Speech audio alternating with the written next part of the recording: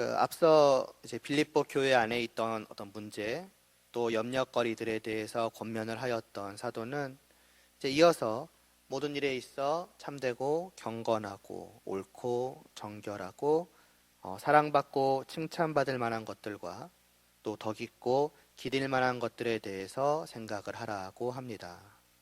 그러니까 다만 문제가 사라지고 다만 염려거리가 사라지는 것만으로는 아직 충분하지 않다는 것이지요. 성도는 하나님을 바라보는 자요, 그 하나님과 함께함을 누리는 자들입니다. 그러니까 그러한 성도들이 문제와 또 염려로 인해서 하나님을 미처 바라보지 못하다가 이제 그것들이 해결되어 가는 가운데에서 하나님을 이제 다시금 바라보게 되는 것이지요. 아니 반대로 하나님을 다시 바라보았기 때문에 그로 인해서 그들 가운데 있던 그러한 문제들이 해결되어져 가고 또 염려가 사라져 가게 되었다라고도 말할 수 있을 것입니다. 어느 쪽이든 그렇게 하나님을 다시금 바라볼 때에 성도는 이제 어떻게 해야 하겠습니까? 아니 어떻게 되겠습니까? 당연히 하나님과 함께하는 그 삶 속으로 뛰어들게 될 것입니다. 어찌 보면 그동안 잊고 있던 또 그동안 놓치고 있던 그 삶을 보다 온전히 누리기 위해서 힘써 갈 것입니다. 왜냐하면 그것은 참으로 복된 것이기 때문이지요. 그것을 성도는 알기 때문입니다. 맞다. 다른 것이 아니라 나의 하나님과 함께함을 누리는 것, 그 하나님과의 사귐을 온전히 누리는 것, 이것이 진실로 복된 것이 아닌가, 왜 나는 이것을 잊고 지냈을까 하고 다시 그 삶 속으로 뛰어 들어가는 것입니다. 그렇다면 어떻게 이제 자신 앞에 놓여진 그 복된 삶을 실제로 누릴 수가 있겠습니까? 어찌할 때에 이 하나님과의 사귐을 보다 온전히 누려갈 수 있겠습니까? 그것은 분명 다른 무언가를 하는 것이 아닐 것입니다. 바로 내가 사귐을 누리기를 원하는 그 하나님께서 내게 원하시는 것을 하는 것이겠지요. 그 하나님께서 나의 모든 삶을 보시고 기뻐하고 즐거워하시기를 바라고 바로 그것을 하는 것일 것입니다. 그것이 참됨이요 경건함이요 올바름이요 정결함이며 사랑받고 칭찬받을 만한 것들이라는 것입니다. 여러 가지 구체적인 것들은 다 다를 수 있겠으나 결국 그것들을 요약하면은 이러한 내용들이라는 것입니다.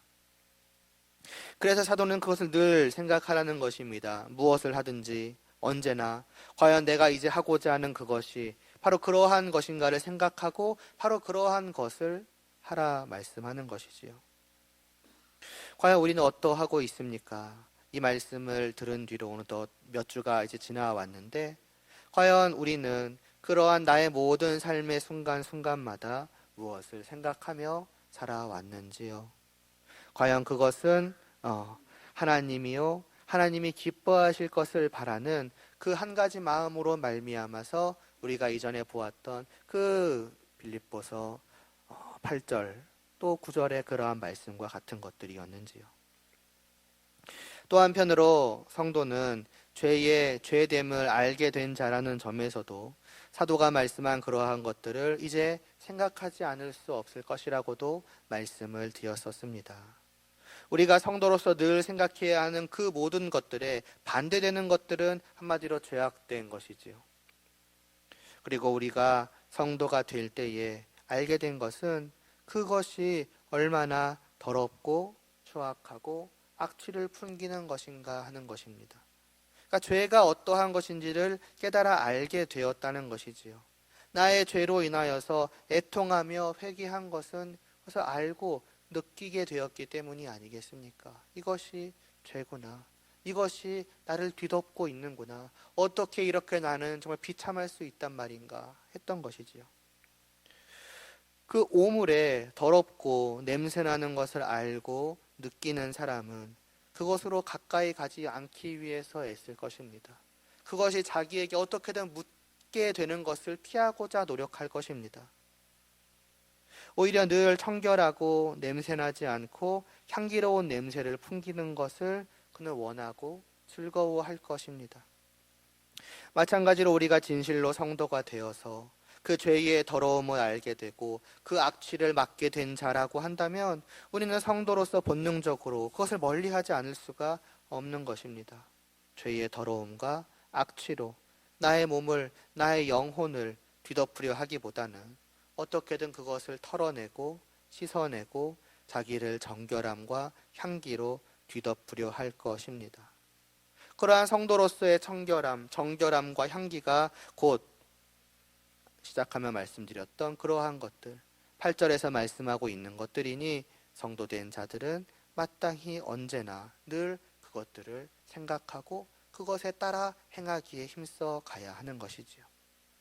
이렇게 함으로써 성도는 매일을 죄의 더러움을 멀리하고 벗어내며 자기를 깨끗하게 향기롭게 만들어가며 정말 자기가 그렇게 사랑에 맞지 않고 늘 함께하기를 갈망하는 하나님과의 복된 삶으로 자신의 그 모든 시간들을 채워가는 것입니다. 사도는 온 교회가, 모든 성도들이 바로 이것을 누리기를 바라는 마음으로 이 서신에서 정말로 마지막이 될 권면을 마무리하고 있습니다. 이제 권면은 끝이 났습니다. 서신도 이 편지도 진짜 마지막을 향해 달려가고 있습니다. 이 21절부터의 말씀이 이제 편지를 끝 마무리하는 끝 인사라는 점을 생각을 해보면 사실상 이제 바울은 진짜 마지막 한 가지만을 남겨두고 있는 셈입니다. 그것이 무엇이냐? 이들을 향한 감사입니다. 특별히 재정적으로 도와준 것에 대한 감사를 이제 마지막으로 바울은 표하고 있는데요. 그 시작이 오늘 본문에서 본 것과 같이 내가 주 안에서 크게 기뻐함은 너희가 나를 생각하던 것이 이제 다시 싹이 남이니 너희가 또한 이를 위하여 생각은 하였으나 기회가 없었느니라 하는 말씀입니다. 그동안 이들이 바울을 생각하지 않았던 것이 아닙니다. 이미 빌립보서를 시작하는 그 1장 앞부분에서 우리는 빌립보 교회가 계속해서 복음을 위한 일에 참여하고 있음을 보아오지 않았습니까? 분명히 그들은 늘 바울을 생각하였고 기도하였을 것이며 또 어떻게든 바울의 그 복음의 사역에 도움이 되고자 하였을 것입니다. 다만 이에 대해 기회가 없었기 때문에 미처 그렇게 하지 못했을 뿐이지요. 예를 들어 재정적인 후원에 있어서도 오늘날과 같이 그냥 먼 거리에 있어도 그냥 통장으로 입금을 하면 되는 그러한 것이 아니라 사람을 보내야만 하였고 또 그런 먼 거리를 돈을 들고 가다가 무슨 일이 일어날 줄 알겠습니까? 누가 쉽게 그 길을 갈 수 있겠는가 생각을 해보면은 신뢰할 수 있는 마땅한 사람을 구하는 것도 그렇게 만만한 일은 아닐 것입니다. 또 어쩌면 다른 여러 가지 상황들이 이유가 되었을 수도 있겠지요. 이들 교회 안팎을 뒤덮은 여러 가지 상황들이 미처 바울에게까지는 생각은 있지만 행동으로 옮기기는 쉽지 않은 그러한 것 때문에 못했을지도 모르겠습니다. 그러다가 이제 마침이라고 해야 되나요? 바울이 감옥에 갇히게 되었고 정말 그 바울을 생각하던 마음이 이제는 그 걱정과 염려로 가득하게 되었고 어떻게든 바울의 안부를 묻고 바울을 돕고자 하는 그러한 마음이 어떻게 보면 그러한 모든 상황들을 뒤덮어버리게 되었고 이겨내게 되었고 또 그러한 바울을 향해서 먼 길을 갈 수 있었던 꼭 믿고 맡길 만한 에바브로 디도도 마침 그들에게 있었으니 그를 통해서 빌립보 교회는 그들이 가졌던 그 마음과 생각대로 바울에게 재정적인 도움을 주기에 이르렀던 것입니다. 이제 이러한 빌립보 교회의 도움에 대해서 바울이 감사를 표하고 있는 것인데 이에 대해 말씀하기를 내가 주 안에서 크게 기뻐한다라고 그는 감사를 표하고 있습니다. 라는 것은 물론 이러한 도움이 당연하게도 바울에게 있어서도 개인적으로 큰 기쁨이 아닐 수가 없었겠지만은 그러나 무엇보다 이 기쁨이 다만 그 개인의 개인적인 기쁨이 아니라 그 이상이라는 것을 알려주고 있습니다. 바로 주님의 기쁨이기도 하다는 것이지요. 그것은 주님의 큰 기쁨이기도 하다는 것입니다. 주님 안에서 누리게 된 큰 기쁨이니 말입니다. 그러니까 이 빌립보 교회는 여러 가지 해결되어야만 하는 문제들을 분명히 가지고 있었던 것은 맞습니다. 이는 당연히 바울을 근심하고 걱정케 했으며, 그리고 그 바울의 주인 되시며 이 교회를 위해 바울을 보내신 주님의 근심이요 또 걱정이 되기도 하였겠지요. 그러나 그게 이 교회의 전부는 아니었다라는 것입니다. 이들은 마냥 주님의 근심거리만 되었던 것이 아니라 또한 큰 기쁨이 되기도 하였다는 것이지요. 다르게 말하자면 이들은 정말 문제밖에 없는 교회로서 아예 주님을 생각하지 않고 주님에게서 아예 돌아서 있고 주님을 아예 버려버린 그냥 어떤 이름뿐인 그냥 명목상인 그냥 껍데기만 있는 그러한 교회였다? 그러한 것은 아니었다는 것입니다. 그 모든 문제들에도 불구하고 이들은 분명히 주님 안에 있었고 주님을 향해 있었고 주님을 위하고 있었다는 것이죠. 분명히 이들은 주님을 향한 사랑을 잊지 않고 있었습니다. 그들 안에는 분명히, 그들의 마음 속에는 분명히 주님을 위해 살아가고 주님을 위해서 무언가를 하고자 하는 그 교회다운, 그 성도다운 갈망이 있었다는 것입니다. 다만 여러 가지 상황이나 이유로 인해서 당장 그것이 눈에 보이는 어떠한 열매로서 드러나지 않았을 뿐 그 씨앗은 분명히 그들 가운데 있었던 것이죠. 그리고 결국에는 때를 따라서 기회를 얻어서 그 씨앗에서 싹이 나고 마침내는 열매를 맺어서 드러나게 된 것이며 이제 바울은 그것을 눈으로 보게 되니 참으로 기뻐하게 되었다는 것입니다. 이들의 성도됨을, 이들이 참으로 주님의 교회됨을 다시 한번 분명하게 확인하게 되었기 때문입니다. 그리고 주님의 교회가 이렇게 주님을 향하여서 활짝 맺은 그 열매를 주님께서 흠양하시고 맛보시고 기뻐하실 것이기 때문이지요. 목회자의 기쁨이란 바로 여기에 있다는 것입니다. 빌립보서를 보아가면서도 이전에도 한 번, 두 번 정도 말씀을 드렸던 기억이 있는데요. 결국 목회자가 그 양떼에게서 보기를 원하는 것은 이것입니다. 물론 개인적으로야 목회자를 좋아하고 목회자를 돕고 하는 그 모든 것들이 기쁨이고 즐거움이 됩니다마는, 그러나 그 모든 것을 능가하는 기쁨은 결국에는 그 양떼들로부터 드러나는 참된 열매로 말미암아서 그들이 진실로 주님의 양떼다라고 하는 사실, 이 교회가 참으로 주님의 교회다라고 하는 그 사실을 보게 되는 것에 있는 것입니다. 곧 주님을 향한 이 양떼들의 진실된 마음이, 열망이, 갈망이 마침내 열매 맺는 그것을 보게 되는 것, 무엇도 그것을 능가하지는 못한다는 것입니다. 주님의 종이기에, 주님께 속한 자이기에 어쩔 수가 없는 것이지요. 개인적인 기쁨보다 훨씬 더 큰 것이 주님이 기뻐하시는 모습을 바라보는 바로 거기에 있다라는 것입니다. 반대로 어쩌면 조금은 개인적인 이야기일 수도 있겠는데, 어쨌든 사람이기 때문에 그 성도들 한 분 한 분의 마음을 당연하게도 들여다볼 수가 없지 않겠습니까? 그래서 때로 아무런 열매가 드러나지 않을 때, 보여지지 않을 때에는 걱정과 또 근심과 염려가 생길 수밖에 없습니다.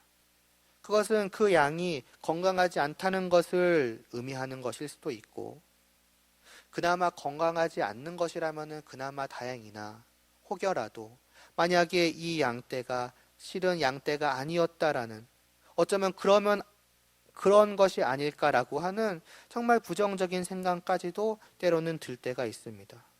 그러한 생각이 들 때 찾아오는 그 참 애통한 심정이라고 하는 것은 다 표현할 수가 없는 것이지요. 이것이 다만 성도를 바라보는 목회자에게만 해당되는 이야기이겠습니까? 무엇보다도 성도 그 자신의 스스로의 마음이기도 할 것입니다. 과연 나는 성도인가? 과연 주님께서는 나를 보시고 기뻐하실까?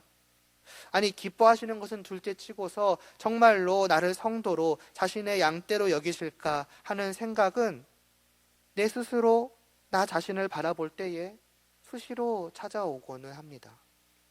왜냐하면 내가 누구보다 나 자신을, 나의 모든 삶을 낱낱이 잘 알고 있기 때문입니다. 나의 열매가 어떠함을, 더 나아가 있고 없음을 잘 아니까요. 그리고 심지어 우리는 다른 사람이 볼 수 없는 나의 마음까지도 잘 알고 있습니다. 내 마음을 알기 때문에 주님을 향한 내 마음의 크고 작음을, 심지어는 있고 없음을 알기에 때로는 과연 이러한 내가 주님의 성도라 불리우기에 합당한 자인가, 내가 진정한 성도인가 하는 어쩌면 끝없는 그러한 부정적인 생각 속에, 더 나아가 좌절감 속에 빠지기도 합니다. 그래서 그렇기에 그 열매의 소중함을 알고 갈망하게 되는 것이지요. 그것을 보게 될 때 정말 다행이다라는 안심과 더 나아가서 기쁨과 감사가 얼마나 큰지 모르는 것입니다. 그래서 주님, 정말 저에게서 어떠한 열매가 나타나기를 원하옵나이다. 그냥 그것이 보여질 때에 어찌 보면 비로소 나의 성도됨을 정말 조금의 의심도 없이 확신할 수 있기 때문입니다. 주님의 기쁨이 되기를 원합니다. 주님의 성도가 되기를 원합니다. 라는 기도는 결코 우리의 인생 가운데 어쩌다 한두 번 하게 되는 기도이지는 않을 것입니다. 그러나 이제 그러한 나라고 해서 또 당장 그러한 것들이 보여지지 않는다고 해서 무작정 낙심할 것은 아닙니다. 무작정 저 사람은이라던가 무작정 나는 아니구나 라고 판단할 것은 아닙니다. 다시 말씀드리지만 빌립보 교회는 눈에 띄는 문제들이 여기저기 산재되어 있었습니다. 그래서 서신의 그 중간 대부분은 그것들에 대한 여러 가지 권면들로 가득 차 있지 않았습니까? 성도요, 교회됨의 그 열매가 제대로 드러나지 않았을 때에는 오직 그러한 문제들만이 눈에 보였을 것입니다. 그러나 오늘 말씀을 통해서 우리가 알 수 있는 것은 그러한 때에조차도, 정말 문제들밖에 드러나지 않는 그러한 때에조차도 비록 드러나 눈에 보이지는 않았을지언정 그 씨가 주님을 향한, 선과 의를 향한 참된 생명의 씨앗이 그들 가운데 있었고, 미약하고 희미하더라도 분명히 살아 숨쉬고 있었다는 것입니다. 오늘 말씀에서처럼 마침내 그것이 눈에 드러나 환하게 보여질 때까지 모를지언정 분명히 그것은 있었고, 그러므로 그 드러나는 열매가 없음에도 불구하고, 그리고 오히려 그냥 드러나는 것은 문제의 열매들만이 가득하였음에도 불구하고 그들은 그때에도 여전히 참 주님의 교회요, 성도요, 양떼들이었다는 것이지요. 지금까지 빌립보서를 보면서 우리는 많은 권면의 말씀을 들어왔습니다. 그리고 그때마다 우리는 나 자신의, 그리고 어쩌면 우리 전체의 내적인 외적인 여러 가지 문제들을 직면하게 되었을지도 모릅니다.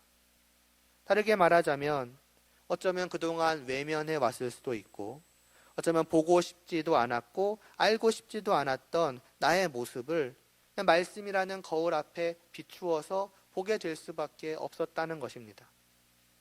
그런 가운데서 보게 된 그 나의 모습으로 인해서 어쩌면 우리는 슬퍼하고 또 침울해했을지도 모릅니다. 낙담하고 주저앉게 되었을지도 모르지요. 거울에 비춰본 내 모습을 보니까 겨우 이것이 나란 말인가? 겨우 이것이 나의 모습이란 말인가? 이런 내가 성도란 말인가? 이런 생각들이 드니까 말입니다. 그러나 그런 때조차도 그렇게 낙담하는 한편으로 이런 생각을 하게 되지는 않았습니까? 아니다. 저 말씀의 거울에 비추어지는 참 볼 것 없고 어쩌면 더럽고 냄새나는 것까지 한 나일지라도 그래도 나는 분명히 예수 그리스도를 사랑하는 성도이다. 내 안에는 주님을 사랑하는 그 마음이 분명히 있다라고 하는 그러한 생각을 말입니다. 어쩌면 심하면 그냥 그 말씀의 거울에 비추어진 나의 모습을 부정하고서 그냥 마치 그 거울에 돌을 던져서 깨트려 버리고서 나는 저런 사람이 아니라고 정말로 내 안에는 선과 의를 향한, 정말 진리를 향한 열망과 갈망이 분명히 있다고, 나는 그것을 원한다고, 나는 하나님을 향하기를 원하고 하나님과 함께하기를 바라고 기뻐하노라고, 내 안에는 그것으로 가득하고 내 삶이 바로 그러하다라고까지도 생각했을지도 모릅니다. 물론 그렇게까지 나아가는 것이야 바람직한 것은 아니겠지만, 그러나 분명 그러한 나의 생각, 그러한 나의 마음 전부가 거짓된 것은 아니었을 것입니다. 그것이 마냥 그냥 가식이기만 하였던 것은 아니었을 것입니다. 분명히 그 겉면에 해당되는 여러 가지 문제들이 내 안에 산재해 있었을지라도, 그리고 어쩌면 그것이 내 안에 어떻게 보면 전부를 가득 뒤덮고 있는 상태였을지라도, 그러나 그 가운데서라도 분명히 있었을 것입니다. 있는 것입니다. 주님을 향한 마음이, 하나님을 사모하고 하나님과 함께하기를 갈망하고 그것을 기뻐하고 행복해하는 그 마음이, 주님의 말씀을 따라 선과 의를 행하기를 원하고 기뻐하며 죄를 미워하고 싫어하며 짓기를 원하지 않는 그러한 마음이 말입니다. 설령 내가 최악의 상태에 놓여 있어서 내 영혼이 온통 더러운 흙과 오물덩어리로 뒤덮어져 있어서 성도로서의 모습을 나의 영혼, 나의 마음 속에서 도무지 찾아보기 힘들고, 그러니 당연하게 드러나는 삶으로는 더더욱 찾아볼래야 찾아볼 수 없을 것 같았던 그러한 때라도, 그러나 그 흙더미 속에, 그 쓰레기 더미 속에 분명히 살아 숨쉬는 하나님을 향하고 주님을 향하고 선과 의를 향한 생명의 싹이 내 안에 있다는 것입니다. 그리고 분명 그 싹은 그 흙과 오물 덩어리를 뚫고 나와 열매 맺어서 참으로 내가 거룩한 주님의 백성이 맞다라고 하는 그 사실을 밝히 드러내어 보이게 될 날이 오게 될 것입니다. 이러한 사실은 한편으로는 우리에게 조그마한 위로를 줄 것입니다. 물론 겉으로 드러나는 그 열매는 신경 쓸 필요가 없다, 그 중요성을 간과하거나 낮추려는 것은 아니지만, 그러나 당장 그 열매가 없다고 하더라도, 내 스스로 내 마음을 아무리 뒤져봐도 없는 것 같다고 느껴질 그 때라도, 그것만으로 내 스스로를 향하여서 나는 아니다라고, 하물며 다른 사람을 향해서는 더더욱이겠죠, 아니다라고 단정짓고 판단할 수 있는 것은 아니기 때문에 그것은 우리에게 조그마한 위로가 될 것입니다. 그러나 동시에 그러한 조그마한 위로를 맞아, 역시 나는 성도였다고, 에이 그러면 그렇지, 내 안에 있다니까 라는 식으로 말하며 그냥 그 상태 그대로 그냥 들어 누워버리는 식으로 되어서도 안 될 것입니다.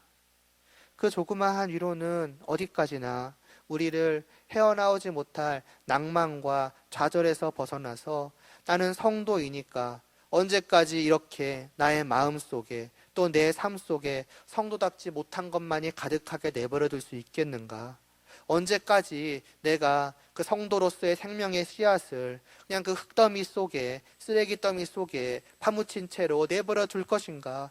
이제는 성도로서의 열매를 맺고 나의 성도됨을 드러내어서 나의 열매를 통해 주님을 기쁘시게 하기에 이르러야 하지 않겠는가라고 하는 그러한 각오와 다짐과 애씀으로 나아가기 위한 것이 되어야지, 그 위로가 그냥 된 거 아니야?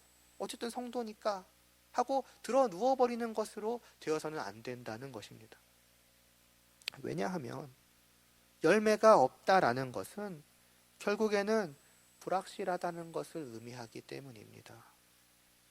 흙더미 속에 파묻혀 있어 찾아볼 수 없는 씨앗이라는 것은 반대로 말하자면 그 흙더미 속에 정말 아무것도 없다는 것을 의미하는 것일 수도 있지 않겠습니까?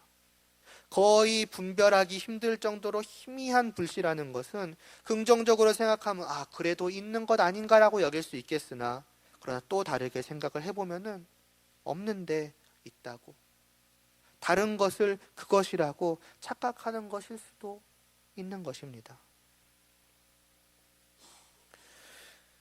싹은 흙더미를 뚫고 나와서 열매를 맺어서 분명히 그 존재를 드러내기 전까지는 있는 것 같은데 라거나 있지 않을까라거나 에이 그래도 있겠지 정도로는 생각할 수 있을지언정 확신할 수 없을 것이며 희미한 불씨 역시도 활활 타올라 흘낏 보아도 그 눈부심이 확실하게 드러나기 전까지는 그 존재의 여부는 불확실할 뿐입니다.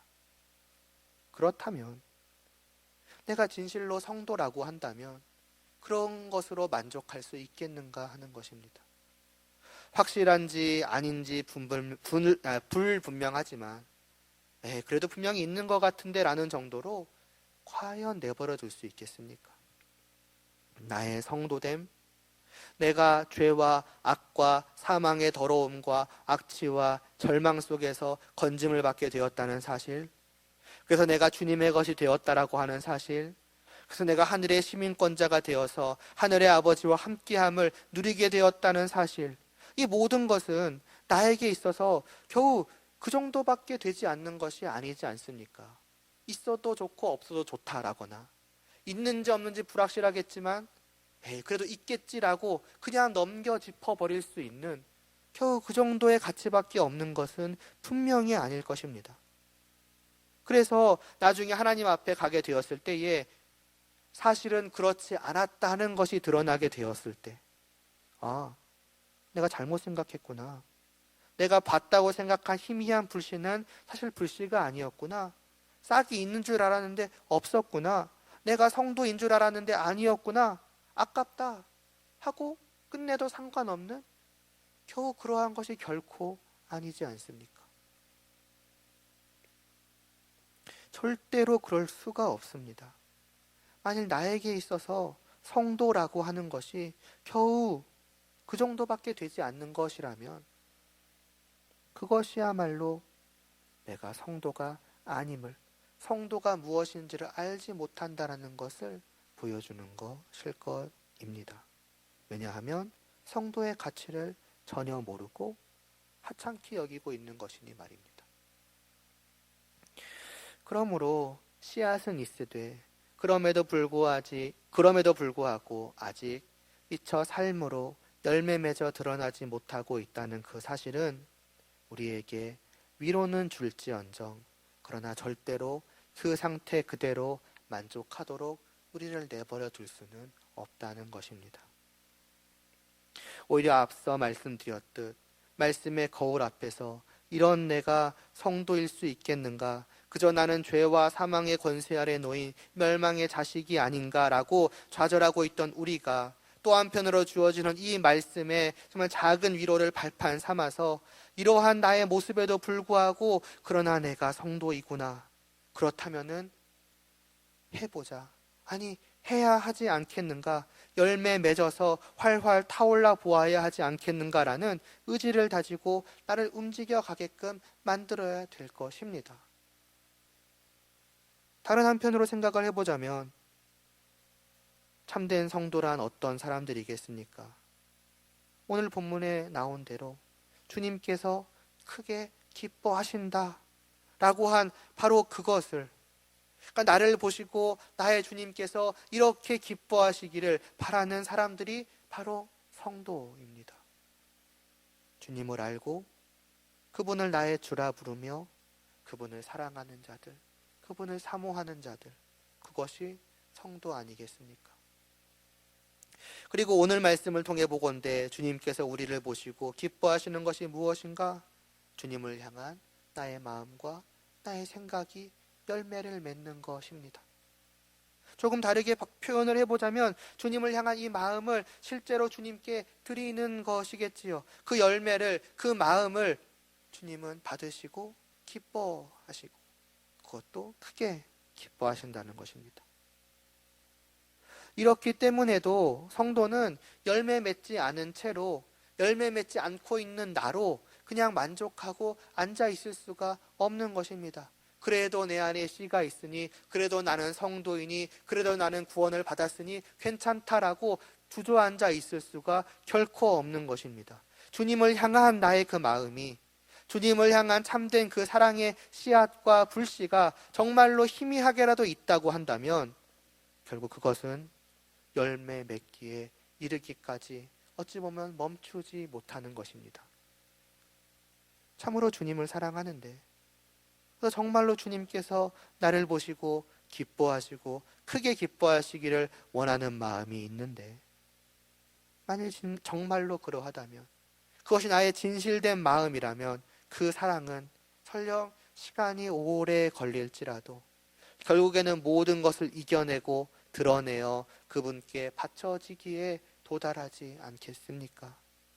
그래서 그분이 기뻐하시는, 나를 바라보시고 크게 기뻐하시는 그 모습을 보고서 정말 그 무엇과도 비교할 수 없는 만족과 행복을 느끼게 되지 않겠습니까? 그게 사랑한다는 것이지요.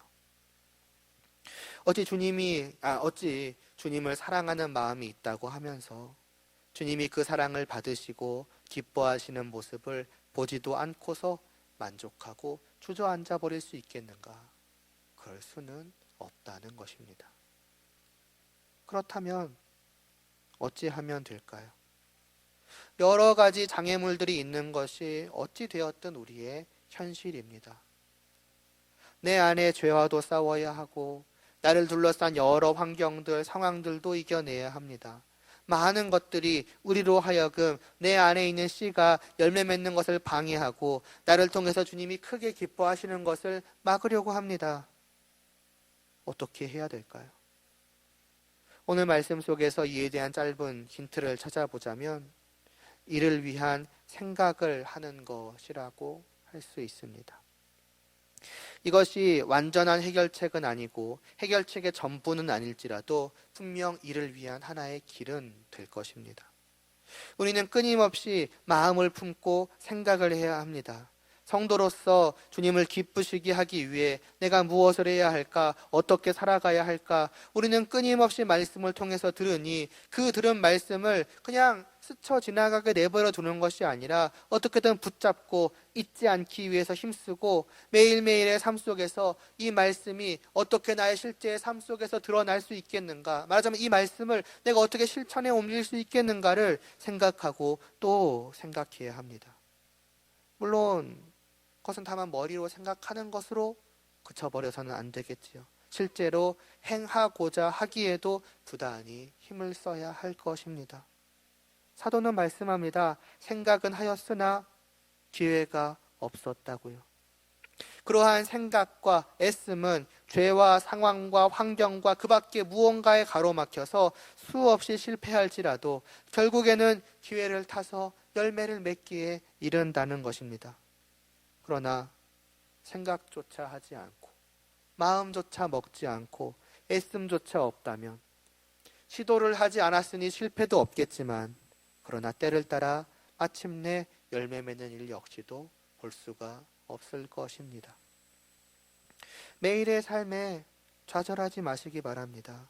수없이 시도하고 실패한다고 할지라도 낙담하지 마시기 바랍니다. 내가 이렇게까지 했는데도 안 됐는데 나는 안 되나 보다, 어쩔 수 없나 보다라고 주저앉지 마시기 바랍니다. 그것은 열매를 맺어가기 위한 하나의 과정이라고 생각하시면 됩니다. 어쩌면 다만 이 말씀 그대로 보건대 아직 기회가 찾아오지 않은 것일 수도 있습니다. 무엇보다 우리의 마음을 아시고 우리의 그 모든 애씀을 아시는 주님께서 그런 우리를 그냥 내버려 두시겠습니까? 종종 제가 말씀드리듯 그런 우리를 보시고 혀를 차시면서 너는 도무지 안 될 놈이구나 라고 하시겠습니까? 우리를 포기하시고 우리에게서 돌아서시겠습니까? 그러지는 않으시는 것입니다. 빌립보서 1장 6절에서 말씀하지 않습니까? 너희 안에서 착한 일을 시작하신 이가 그리스도 예수의 날까지 이루실 줄을 우리는 확신하노라고 말입니다. 우리의 애씀은 주님과 함께 하는 과정인 것입니다. 착한 일을 시작하시고 마지막 날까지 이끌어 가시고 이루어 가실, 지금도 내 안에서 선과 의를 향하여 주님을 향하여 나를 움직여가고 계시는 그분과 함께 나아가는 과정이라는 것입니다. 그렇게 본다면 실패의 모든 순간조차도 우리는 주님과 함께하고 있는 셈입니다. 거기까지의 모든 과정을 주님과 함께 지금 걸어가고 있는 것입니다. 달리 말하면 주님을 향한 마음과 생각이 삶의 순간순간마다 내 안에 존재하고 그러한 생각들이 일어나고 있는 그것 자체가 이미 주님을 향해서 주님과 함께 나아가고 있는 것을 보여준다는 것이죠. 겉으로 드러나지만 않았을 뿐 우리의 속을 볼 수 있다면 그 우리의 속은 지금 성도로서의 열매를 맺어가고 있는 과정이기만 한 것이 아니라 이미 그 자체가 하나의 열매를 맺고 있는 모습이라는 것이지요. 그러니 그것을 그쳐버리는 것이 얼마나 안타깝고 아쉬운 일입니까? 겨우 마음 먹는 정도 아니야? 그리고 드러나지 않는 생각뿐 아니야? 라고도 생각을 할 수 있겠지만 그것은 씨앗이 싹트기 위해서 고동하고 있는 것입니다. 역동하고 있는 것이지요. 그 씨앗의 껍질을 깨기 위해서 부단히 두드리고 있는 것입니다. 주님께서 나와 함께 두들기고 계시는 것입니다. 그러므로 단지 마음 먹고 단지 생각하는 것으로 끝나버리고 마는 것이라 생각될 수 있는 그것은 오히려 복되고 아름다운 그 열매를 맺어가는 과정을 지금 걸어가고 있는 것이며 그러한 과정 가운데 결국에는 그 씨의 껍질을 마침내 깨고 위에 덮여있는 흙더미와 오물덩어리를 뚫고 나와 주님이 참으로 크게 기뻐하실 그 아름다운 성도의 열매를 맺게 될 것입니다. 그 날까지 말하자면은 열매 맺고 그 열매를 바라보시고 주님이 크게 기뻐하시기를 우리가 마음속으로 그리며 그 날이 올 때까지 부단히 이 한 주간도 우리의 마음과 생각을 이 하나님의 말씀으로 주님을 향한 마음으로 가득 채워갈 수 있는 우리들 되기를 바랍니다. 기도드리겠습니다. 하나님 아버지, 이 빌립보 교회는 그 드러난 수많은 문제들에도 불구하고 또 끊임없이 주님을 향한 그러한 마음과 생각이 있었고 마침내는 그것이 기회를 얻어 열매를 맺음으로 말미암아 주님을 기쁘시게 하는 것을 우리는 보았습니다. 우리의 삶도 바로 이와 같기를 원하옵나이다. 수없는 실패 속에서도 우리가 끊임없이 주님을 향한 마음과 주님을 위해 일하고자 하는 생각이 불일 듯 일어나게 하여 주시옵시고 수없이 우리의 그 씨를 두드리고 깨기 위해 애써갈 수 있도록 하여 주시옵시고 그 과정을 우리가 끝까지 걸어감으로 말미암아서 마침내 이 빌립보 교회와 같이 우리 가운데 넘치는 아름다운 그런 열매들이 드러나 주님께 드려짐으로 말미암아서 참으로 주님이 크게 기뻐하시는 모습을 바라볼 수 있게 하여 주시옵시고 그 모습을 바라봄으로 말미암아 주어지는 성도로서의 참된 기쁨과 행복을 우리 모두가 맛볼 수 있도록 은혜를 베풀어 주시옵소서. 이 한 주간의 삶이 바로 그와 같은 복된 과정을 향해 나아가는 삶이 되기를 소원하오며 예수님의 이름으로 기도드리옵나이다.